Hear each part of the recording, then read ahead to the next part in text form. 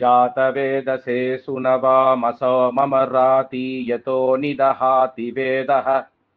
स नः पर्शनति दुर्गाणि विश्वानाभे वशिन्तुं दुरितादग्निः ताम् अग्निवर्णा तपसा ज्वलन्तीं वैरोषणीं कर्मफलेषु जुष्टाम् दुर्गादेवी हुं शरणमहं प्रपद्ये सुतरसि तरसे नमः अग्ने त्वं पारयानव्यो अस्मान् स्वस्ति विरति दुर्गाणि विश्वाः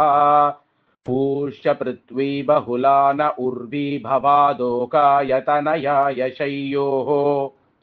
विश्वाणि नो दुर्गः जातवेदः सिन्धुं न नावादुरितादिपर्षि अत्रेयत्रिवन्मनसा घृणानो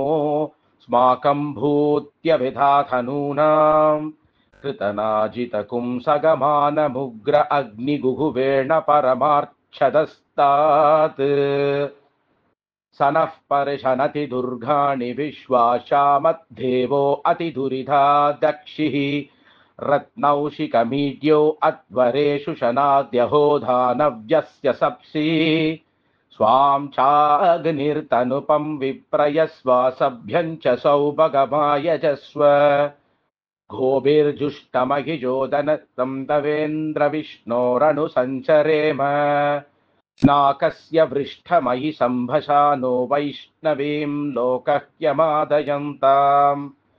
ॐ कात्यायनाय विद्महे कन्याकुमारि धीमहि तन्नो दुर्गिः प्रचोदयात् ॐ शान्तिः शान्तिः शान्तिः।